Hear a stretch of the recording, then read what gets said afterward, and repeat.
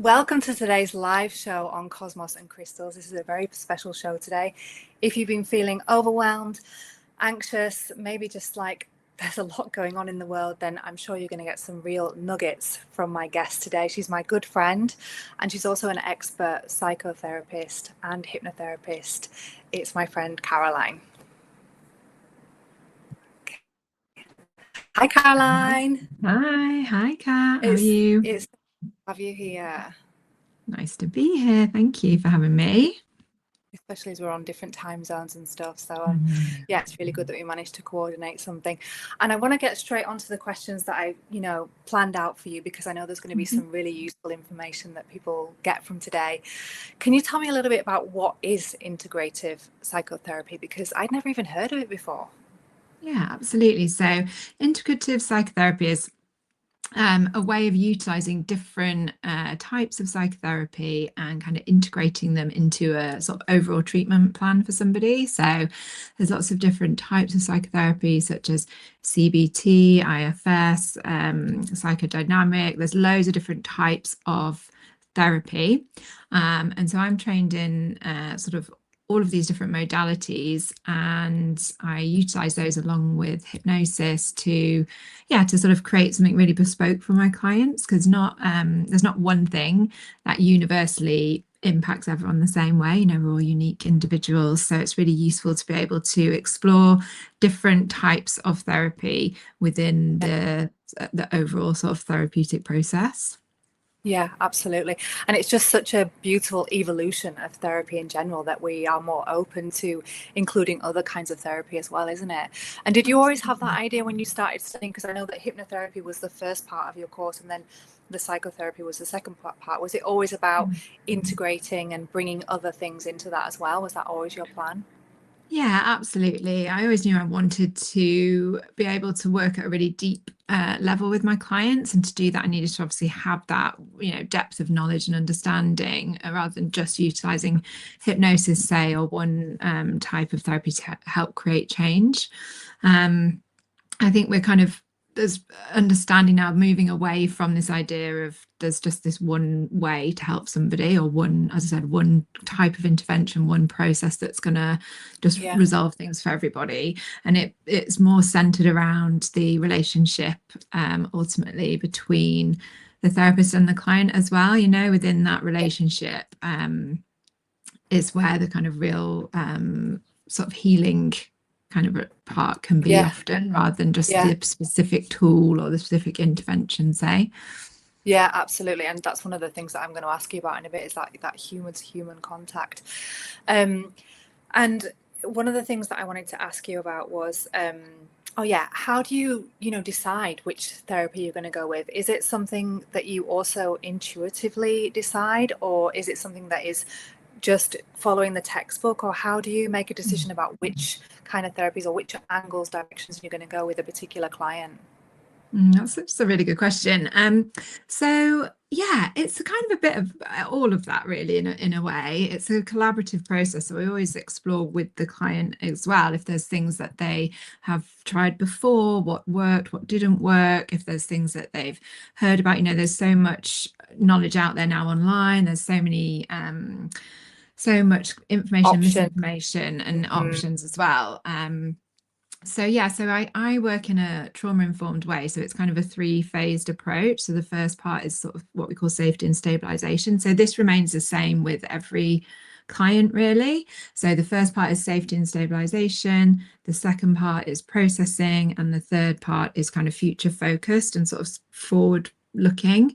But those three phases can interweave. So it's not just one after the other. yeah, not linear. So that tends to be the template, but then within that, we use and explore different types of sort of process, psychoeducation, some CBT, nervous system work, all of these kinds of things, visualization, different kind of processing. I do eye movement reconsolidation as well, which is it's a version of EMDR therapy. Mhm. And yeah, so we kind of just work with what comes up for the client Yeah. and what resonates for Mm. them. I use also a lot of parts work. where we connect Yeah. to different parts of the person, the individual, just to understand what's going on in terms of their self relationship and the sort of structure of their self, if you like, in terms of how they're functioning and what are the coping mechanisms, what are the beliefs that are there, are they helpful, they were probably once really helpful but now are they still helpful, or have they become unhelpful, that kind of thing. Yeah.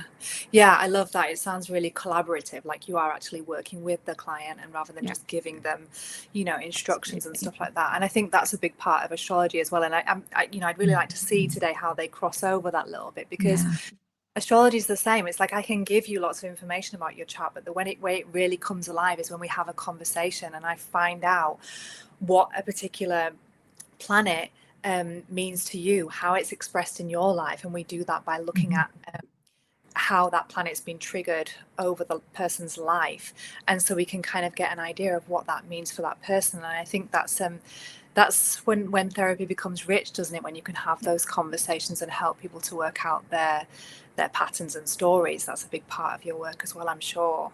yeah, yeah, And do you think absolutely. that, yeah, and do you think that, in general, therapy is much more accepted now? I mean, I certainly remember when we were at school, it was like I don't even know if we had a school counselor, but it wasn't really accepted. Whereas now it's very normal, isn't it, to have at school like a school counselor or support Yeah. system? Yeah, luckily things are definitely changing in the right direction. There's still a long, long way to go though, isn't there? I think with that, I know now in primary school they teach about the amygdala and prefrontal cortex, and they do kind of mind breaks and, kind of trying to kind of help Oh, teach kids really? at a younger age. Yeah, they do. Well, but Oh, from my experience, yeah, I don't know if every single school does, but I'm pretty sure they will have an element of the that UK. now in the curriculum, Hmm. yeah, in the UK, which is Hmm. brilliant. But it's just not gone Yeah. far enough, I think. With COVID, that's really kind of brought things up for a lot of people Yeah. and has made it more sort of acceptable in a sense, potentially, Mm. to kind of seek help for things. But Express. yeah, I Hmm. think it's going in the right direction, but there's definitely a long way to go in terms of Yeah. funding and understanding and access and yeah. Yeah, and just thinking about that, if people are currently going through a lot, the people that are watching, perhaps in the future, are going through a lot of stuff at the moment, is there any quick tip or some kind of advice that you give your clients that would be really useful that people can do on their own in their own time? Yeah, absolutely. I mean, there's lots at the start. I teach all my clients kind of self-regulation tools and how to use sort of the breath to regulate their nervous system. It's very um, simple but effective, to use things such as color to kind of connect the mind body connection. So you visualize the sort of feeling as one color, the anxiety as one color, and then you visualize Okay. like a calming color sort of surrounding you, and then you breathe in the calming color and you breathe Okay. out the anxiety color, just to help start to kind of shift and connect the mind and the body using that kind Okay. of visualization. And to down So, regulate the nervous system, you elongate your out breath. okay. um, Can I we do think it for together? Can you just let me know what, yeah. like, so what do you mean? Like, I have to imagine So if like you the just color think, of whatever my difficult yeah, so feeling if I is. asked, yeah, so if I asked you Right. now to remember last time you felt anxiety, Like this morning. like this morning, and whereabouts you felt that in your body. So was it in your tummy or your chest or your head, or it's normally Yeah, I somewhere down the tend to middle? feel it exact like around that stomach area. It's Yeah, definitely that kind of sacral and yeah, solar plex yeah. areas above all. Yeah. Yeah, which is a really common place to feel it.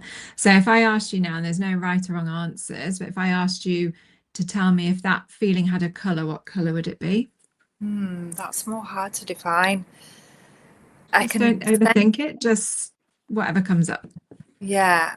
I was gonna say like a kind of brown color, but that could be Yeah, because I'm, wearing brown. that's okay. And maybe I Don't went to that, overthink it. but I can definitely sense the feeling of it. It's like a tightness, definitely, that I Hmm. can sense that. Hmm. Yeah, so that's fine. So just for today, there's no right or wrong answers with this. It might be that if I ask you this tomorrow, it might be a different color. That's okay. It's just what is it coming up for you today? So today feels like brown and it's tight. And so if I asked you then just to tell me what is like a calming or soothing color for you in So I'm general. thinking like a sky blue, like a really light Sky sky blue. blue color. Hmm. Okay, so if you're just holding your awareness on that brown tightness in your stomach, Mm-hmm.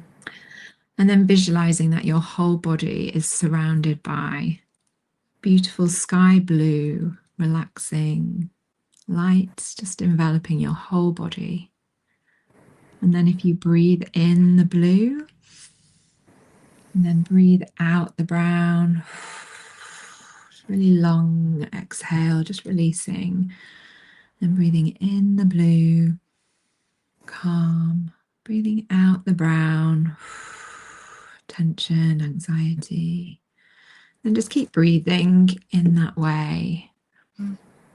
Just imagining, visualizing, allowing your whole body to fill up with that calming, soothing sky blue.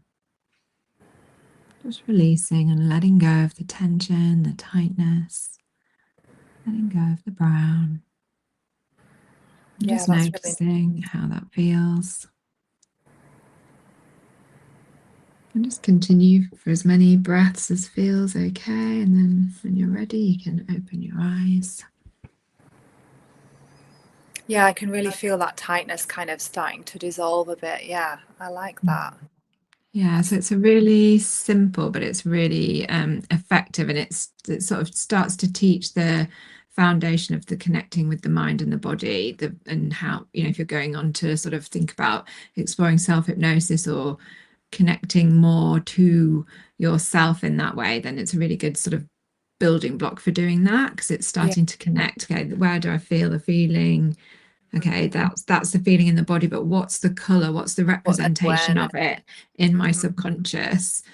Because we all kind of create our own sort of representations of things and associations, and understanding what those are, if they're helpful or unhelpful, we can then know what needs to change and how to create positive change. So an example is, phobias, say.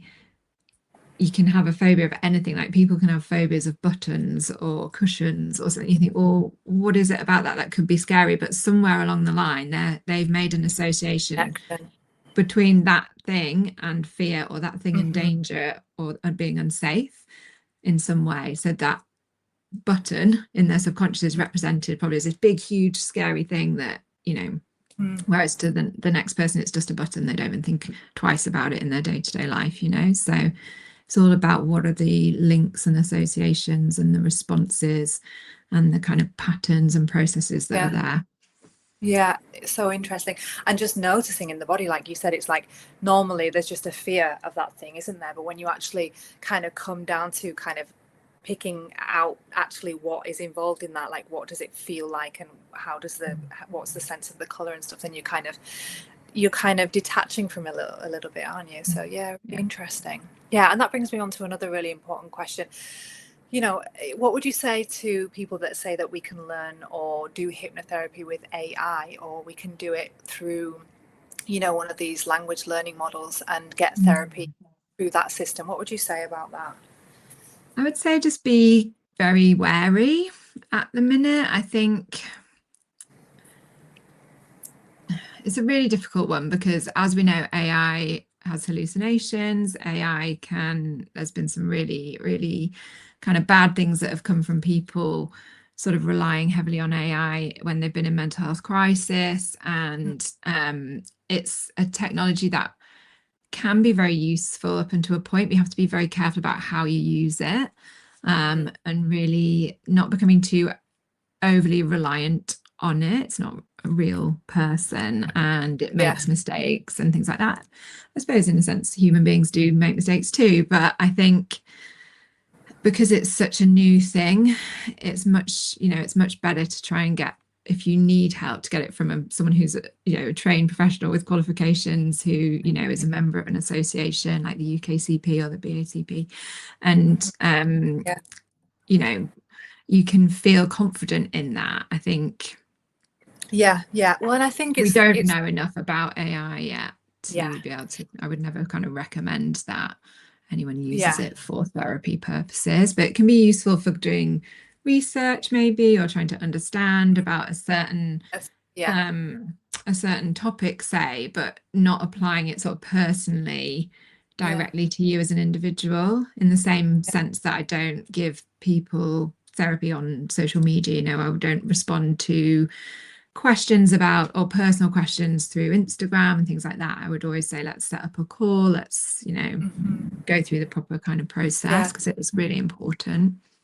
Yeah, and I think it just brings up that theme as well, as like it can help up to a certain point. It can give some reassurance to a certain point, but at what point do we start depending on that information as the ultimate truth? And I think that for me, the thing that is most beneficial about working together with a therapist is that human to human contact, because as much as you think that AI is holding space for you, it isn't.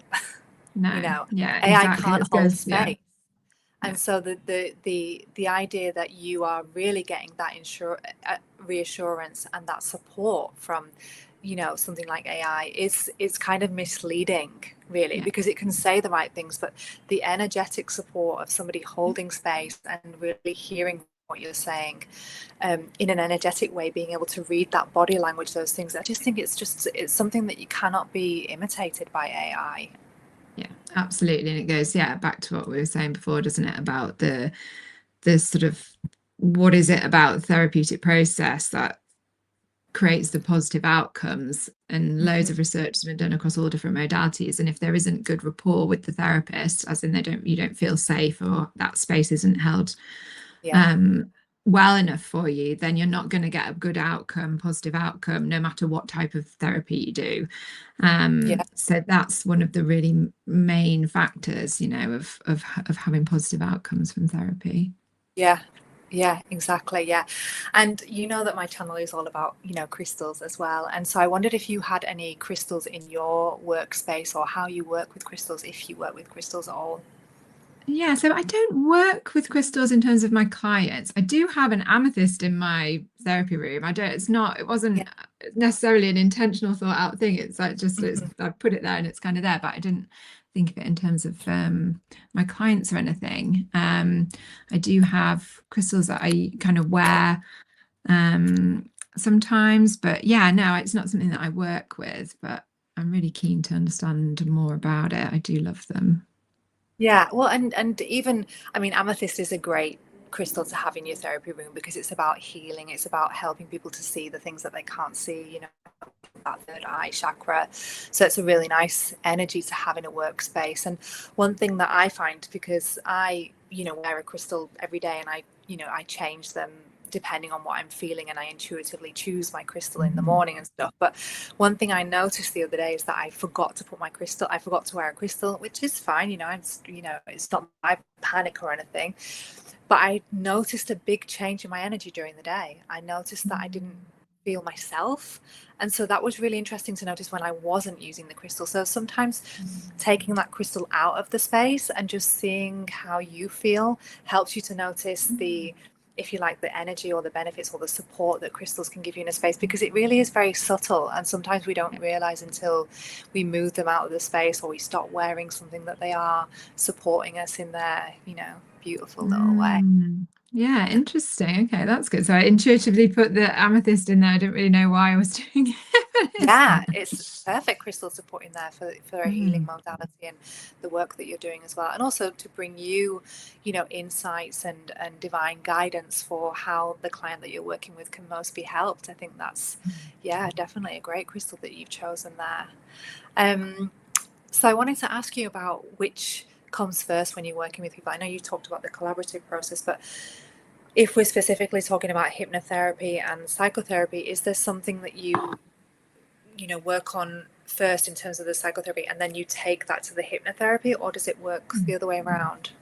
Another great question. So I am my kind of titles are integrative psychotherapist and hypnopsychotherapist, and they're kind of on my website. So I get a lot of clients that come to me because they want to explore hypnotherapy and and they've tried other things, say, or they're curious about it. So usually I do some hypnosis in the first session, whether just a very simple kind of introductory sort of process, but just to give them a taste of sort of what that might feel like. We don't always do it in the first session, but usually within the first 1 or 2 sessions, we'll have done something like that just to give them that kind of taster of it.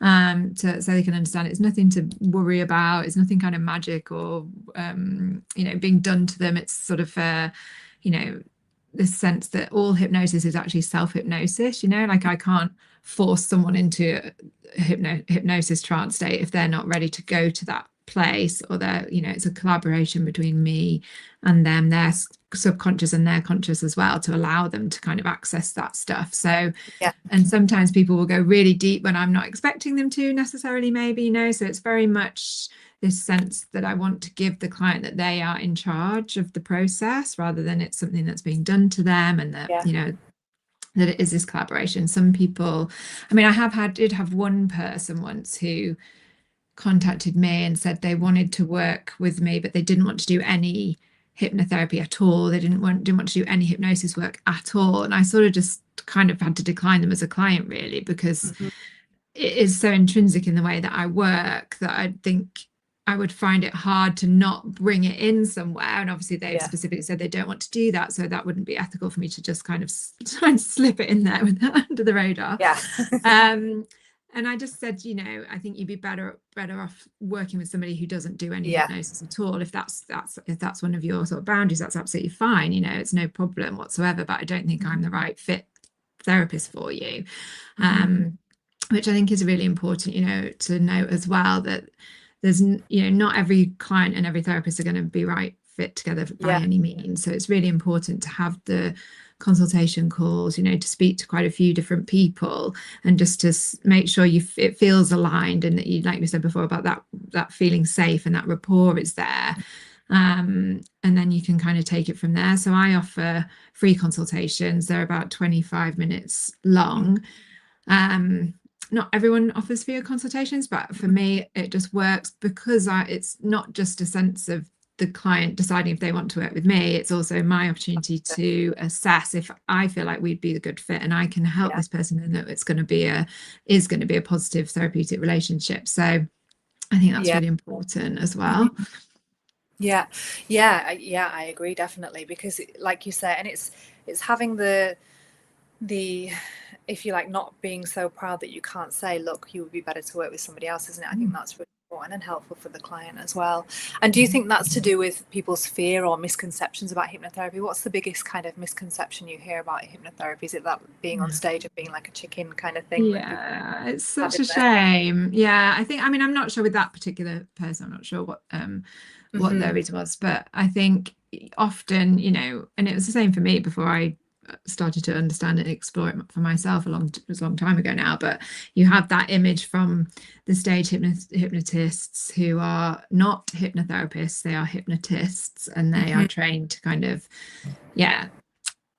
hypnotize people. But you've got to think about the type of person that's going to volunteer for that kind of thing in the first place. Someone who wants to get up on stage, they've already agreed to whatever's about to happen subconsciously, even if they would consciously say, oh, I didn't know that I was acting like a chicken, I didn't want to, I felt out of control in that moment whatsoever. You can't make someone do something that they are not willing to do on a part of them at a level. So, and the hypnotists are very well trained at picking out the people that are most susceptible to hypnosis. Not everybody, I believe pretty much everyone can learn how to access that trance state for themselves and connect to themselves in that way, but there are some people who are a lot more hypnotizable than others, and they're the people that the hypnotists single out and look for and test for. So one of the biggest things, and I remember when I was training and I was telling people about it a long time ago, and they would say, oh, I wouldn't want anyone to hypnotize me, I don't want to be out of control, I don't want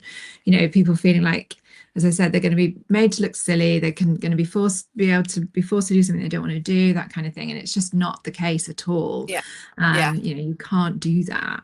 So I see it more as like a kind of meditation almost when I'm in hypnotherapy. It's like a kind of guided meditation. Exactly. It's like very much like that. It's a so similar process, but obviously when you're working with somebody in that moment, as I said, the energy is there and it's tailored to that person rather than Yeah. listening to sort of a recording Yeah. online. But I think, you know, it is important also, you do need to make sure that you are working with someone that does have the right qualifications and is trained, because if you are doing some deep stuff and there's a lot of childhood trauma there, say, then things can come up and you need to know how to help that person through that in that moment without, you Yeah. know, causing unintentional kind of harm and things. And that's why I wanted to do the course that I did, because it was long and in depth, and it wasn't just a sort of one weekend and you can call yourself hypnotherapist and start seeing clients, which there is a lot of courses out there like that, which I Yeah. found quite shocking when I first was looking into it all. So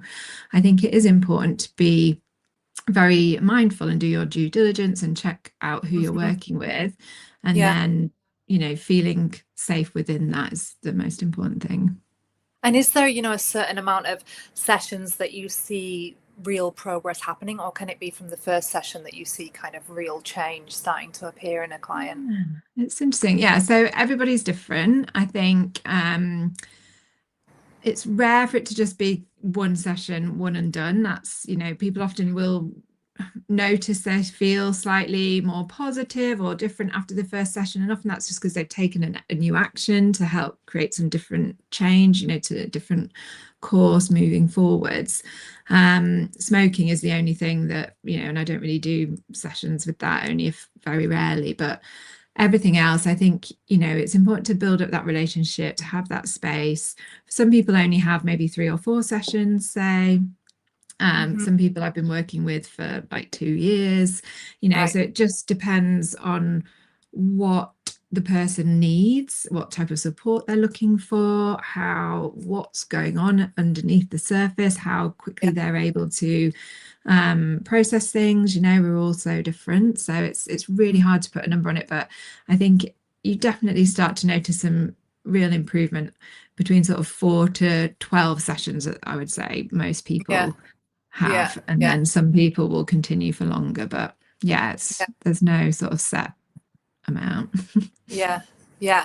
Yeah. Interesting. I mean, in astrology, we can, one of the benefits of astrology is, if you like, is that when you look at the birth chart, you can kind of see very quickly parts of the personality, which I think is one of the benefits, if you like, of that astrology. You don't have to talk and talk and talk to get to those things. Sometimes with a client, you can say, okay, I can see this relationship going on with father or with mother, or when you were at school, or, you can't see specifically events, you can't see what happened, but you can see energetic connections with people, places in a person's life, which I think's really helpful. It kind of, it becomes quite precise. And we often end up looking at inherited patterns that we picked up, or from our parents, or even from the culture that we live in, as well as even, as much as past lives. There's a lot of astrology that talks about us bringing things in from past lives. Do you also look at that in therapy? Is that something that's a big part of what you do as well? Absolutely, yeah. So it's interesting, isn't it, the crossover, like you said, about the different parts and the parts of the person and stuff, because that's a framework that can be really helpful for understanding and creating change, of kind of connecting to all the different parts of yourself, you know. And is there a lot of internal conflict between those different parts, and trying to create what we call integration, so that Yeah. you're Yeah. able to be more self-led rather than being Led led by by one these different part or the other. parts, yeah, of a part that's trying to kind of there's a part that's really driven to kind of compulsive shop or to drink or something like that, to numb, Yeah. you know, trying to prevent overwhelm or pain being felt. You know, it's like, how do you connect to that part? Rather, we don't want to get rid of it, we just want to connect to it and help it to release it, you know, let go of what it's holding, and create change, like transformation there, so that part can be a really helpful part rather than an Yeah. unhelpful part. Yeah. Yeah. Well, and bring So it into yeah, harmony with another part, isn't it? It's like yeah. in astrology, it's like there might be a part that's not being expressed fully, because there's one part that's kind of taking the stage, if you like, and that's being more expressed and maybe being overexpressed. And so it's about bringing that back into harmony, which sounds very similar to what what you're saying, isn't it? Yeah, absolutely. Yeah, it's Fascinating. interesting.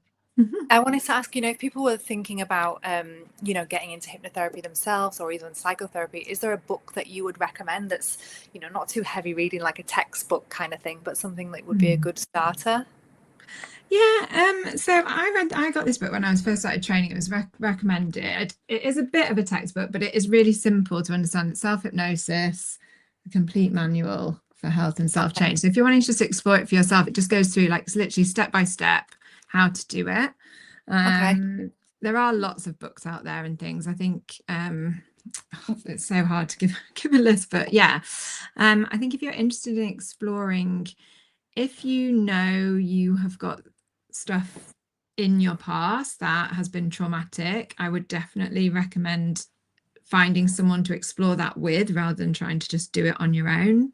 Mm. Um, because it can be a bit of a bumpy process and it's really good to have Yeah. proper support and guidance with that. But there are lots of really, really great sort of things you can do exploring with self-hypnosis to kind of help create positive change in your life and just create new habits and Yeah. and sort of make it, adjustments that way. But I think Yeah. if you are someone who is experiencing a lot of difficult symptoms at the minute, then I would definitely recommend Yeah. finding some support and not trying to do it on your own because Yeah.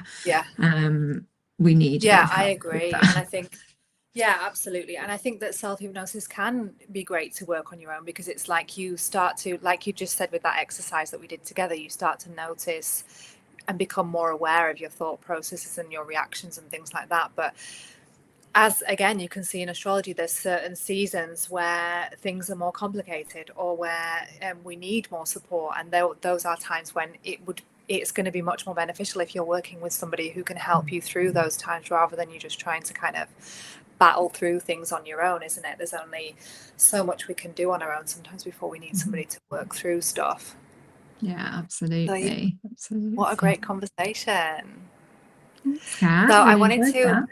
Yeah, I wanted to finish off by having a little look at your chart. I said I wanted to Okay. look at your Yeah, birth exciting. chart, and I think it's going to help people as well just to understand just a really basic idea of how we read a birth chart. So in this stripped down version of your birth chart, then I've just included what's called the personal planets, just to make it not too complicated. There's hundreds of different points that we could have in the birth chart, but to keep it really simple, I've just included the personal planets. And today we're only going to look at the sun, which I've put on the side there so you can see what the symbol is, Venus and Jupiter. Now, with the birth chart, the first thing that you notice, if you like, is that there's very much a concentration of energy, if you like, in one part of the chart at the top and this other part of the chart at the bottom. And so as soon as you see that in a birth chart, then it automatically means that they're focus areas in your life, which is helpful because then you kind of get a sense of where your life's mission is focused on, even though you have all of the areas of all of the areas of the chart are part of your life. There's a focus on those areas. And so the fact that your sun is in the sign of Taurus, as you already know, now Taurus is considered, Taurus is the earth sign, considered grounded and quite practical. And so because the sun represents the life's journey and our identity and where you shine, then this really talks about that Taurian energy of stability and groundedness, and how that's going to shine.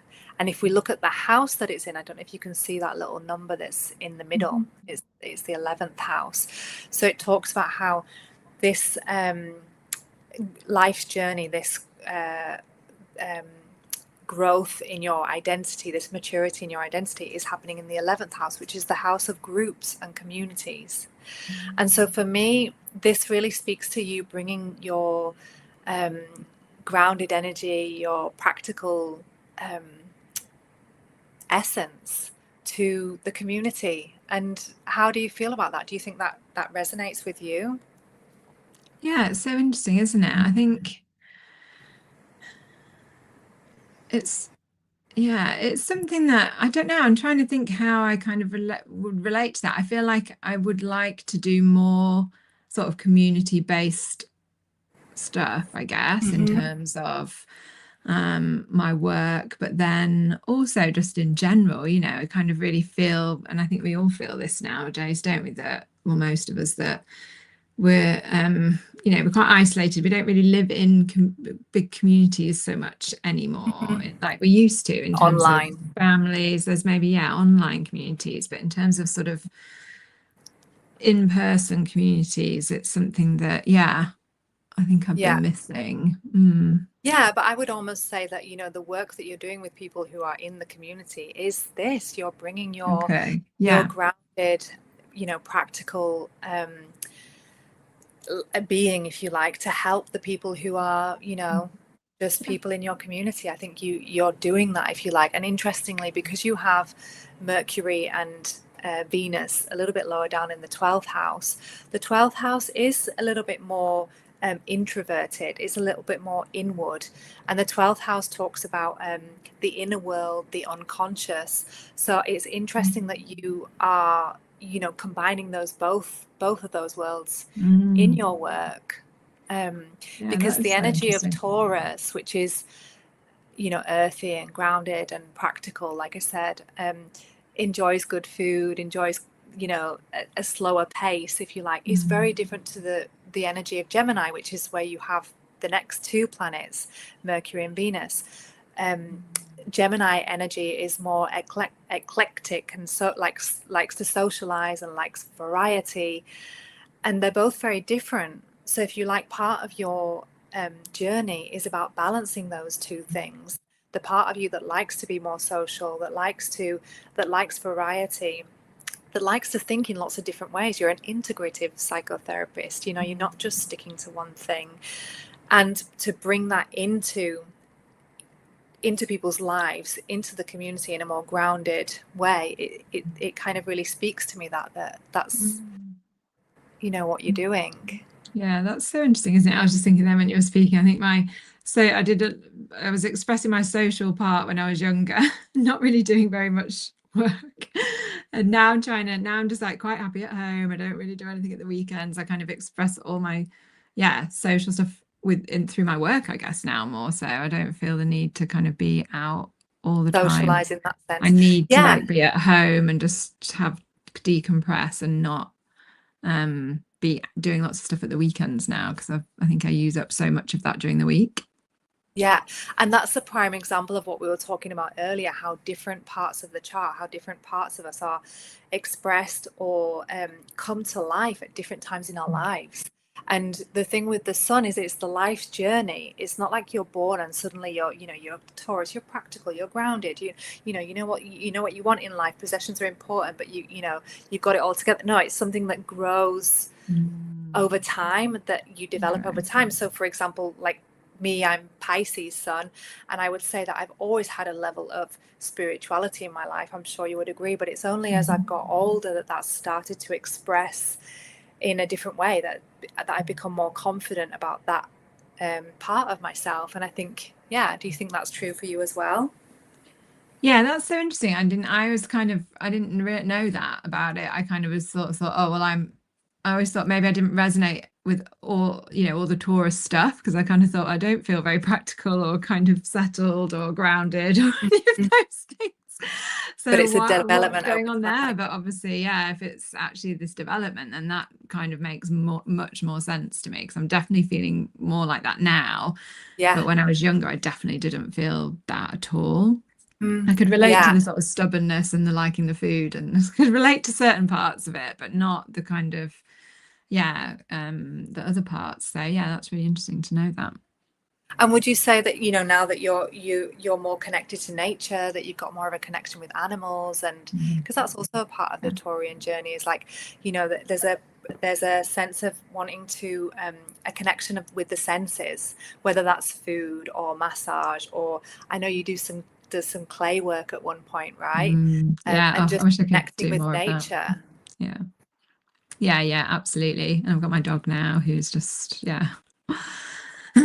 the best. So so I get out a lot more into nature now because of him. And I'd love Yeah. to do more ceramics. It's just, finding the time to fit that in. But I really, really enjoyed that. I'd quite like to bring it into, well, at some point, it's really therapeutic in a sort of art therapy way, kind of making things out of the clay, forming characters. You can like use it to sort of express, well, what does that part of you look like? Or, Mm. it can be, yeah, Oh, really interesting interesting. way of exploring things through creating, whether Yeah. that's drawing or creating Yeah. something out of clay. Yeah, that would be interesting for you to add to the therapy. That would be really interesting. And so moving on to the Venus, which I just mentioned before, is in Gemini. So Venus in Gemini, just on a kind of surface level, is somebody that likes variety. There's Venus talks about what we love or what we get pleasure in. It also talks about our fashion and tastes. So with Gemini energy, I kind of think about a kind of fun energy that enjoys like not having one particular style, that just likes trying different things, got your own unique kind of light-hearted style. It's different to, for example, a Scorpion Venus, for example. Or would you say Mm. that that's true for you? Your like maybe your style? Yeah, definitely. I think I don't identify with having a style as such, I guess. Mhm. Like I just kind of wear what I That's typical like and Gemini. yeah, Gemini doesn't define. just like wear what I feel like I want to wear and yeah. Yeah, Yeah, but yeah, I do notice that if I'm feeling, if I'm feeling good, then I'll probably wear more color. And then if I'm not feeling so good, maybe I'll, wear things that are a bit darker or kind of baggier or not so, shaped, if you like, or yeah. But I do yeah, love wearing color and changing it up a little bit. yeah. Yeah, and Venus in the 12th house as well might talk about, I don't know, it was when we're talking about tastes in art and beauty, it might be more connected to dance or kind of etheric beauty in a way, rather than something that's too staccato, if you see what I mean. Mhm. Would you relate to that? Yeah, I guess so. I What kind think. of artwork do you like? Or Hmm. Yeah, it's interesting. I love going to the V&A. That's one of my favorite places to go because that's got loads of different stuff in it, Like I think I find the modern art, I don't really get it so resonate? much. I love photography and I love going to Okay. different photography exhibitions and different fashion exhibitions. And I love all the old kind of marble carvings and sculptures and the jewelry there. Like they've got so much there, all from all different Okay. places around the world, and I just find that really inspiring. So I suppose Yeah. that is the kind of eclectic side of things. Yeah, that's very Venus and Gemini. Yeah, love that. And the last thing that I wanted to just talk about is, down at the bottom we have Mm. Jupiter. And Jupiter is the planet that represents our beliefs, it represents opportunities. It's also a place where we might feel more confidence. And so you have this down in the, let me just check, yeah, in the 4th house. And it's in the sign of Libra. So Libra is this sign which is to do with harmony. It's the diplomat. Um, Again, connected to that Venus that we were just talking about. Libra is connected to Venus. And in the 4th house, that's about the home, the family. It can be about the roots. And so this might talk about how perhaps there are opportunities there for growth by looking at your own family roots in some way. Have you ever thought about that, or have you found that that's brought you, Mm. insights in some way? That's really interesting, isn't it? I think I don't really know a huge amount about my dad's side of the family because of yeah, because of the war, and they came from Germany to England to sort of escape and things. So there's not really much history. We don't really know anything prior to them when they arrived in England, really. Mhm. And my mum's side, I think there's some Irish in there somewhere. But yeah, I don't. It's something I think I it would be interesting to understand more about. But it's not something I've really tried to look into. I've got kind of Mhm. yeah, roots go back to Russia basically on my dad's side. Mhm. Um, but yeah, it's not something that I've really kind of looked into really. Yeah, yeah, yeah, interesting. And and it could even be present time. It could be that, you really through learning how to be part of a family, that this is where your real growth journey comes from, that it's actually a place, it ends up being a place of opportunity where your confidence can grow through whatever those lessons are in the home, whether that's in your home or from the past in the family home with parents. Does that make sense? Okay, yeah, I see what you mean. Yeah, Yeah, absolutely. I think there's always things to be kind of explored and worked through there. Well, and it might be that's because you can see the blue line that runs between the planets that we're talking about now. This is called a trine. These are trines, and these are harmonious aspects, and it means that there's a flow of energy there. So it's almost like when you discover these things in your home with your family, maybe from those roots, that can flow into your work, and it's what helps you to help those people that you're working with, whether that's in your community or whether that's more like we talked about, the introverted, the online stuff where you're working with people. And maybe even with the 11th house, there's almost like fighting for a cause of some kind, because you've got Mars there. So it's like your beliefs are what, if you like, motivate you to not necessarily picket and go out and protest, but there's those strong beliefs that allow you to have a voice in the community in some way and help other people because of what you've learned. Do you see what I mean? There's a connection. Absolutely. Yeah, no, that makes a lot of sense, doesn't it? I think, we have to, as therapists, it's really important that we've done our own inner work, and then through that we can then help our clients more. We understand, we have that lived experience, basically. I think as therapists, every therapist should have their own therapist, should be working on their stuff. It's really, really important, and I can definitely see that in my journey of what I've done in terms of my work and personally and stuff. So that does really resonate, that there's this energy flow there. That makes total sense. The last thing that I wanted to mention is about how, so at the moment we have the planet Uranus, the planet of awakening, of change, of insights, and personal development as well on a kind of higher level. We talk about Uranus as being the higher mind, and this is coming to your planet Venus at the moment. So this might be about changing your tastes, changing the things that you really get a lot of pleasure from. Maybe you suddenly find that you're more interested in things that before you weren't so interested in. And it could also be about really taking your own self-worth to a new level as well. Venus is about our self-worth and really believing in the work that you're doing and trusting that you are being divinely guided, and that there is that there's a blessing there, and there's a reason why you're doing what you're doing. It seems like Uranus is kind of waking that up to that truth. Yeah, no, it's great, isn't it? I really felt that shift, when it kind of moved recently into a different place from things you've been explaining, things I've seen other people talking about. I think it was it's nice to be out of that. Nice to be out of that 7-year cycle, whatever it was not that fun, but a real wake up for those 7 years. I mean, so much has happened for you, but this is a new energy, and it's I think it's exciting for you. So thank you so much for letting me see your chart. No, it's really, really interesting. Thank you. Such a rich conversation. I'd love you to tell people more about where they can find you if they want to get in touch with you or find out more about you. Could you just tell us a little bit? Thank you. So obviously you can go to my website, which is www.carolinemichaeltherapy.co.uk, or you can find me on Instagram with the same name. I think I'm on Facebook as well, but I don't really use it that much. So Instagram, or just you can contact me through my website. There's a form on there. If you've got any questions or want to have a free consultation, then just let me know.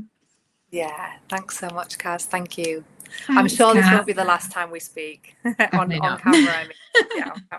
Thanks so much. Right. Bye. Thank you, everybody. Bye. Thanks for having me. Bye.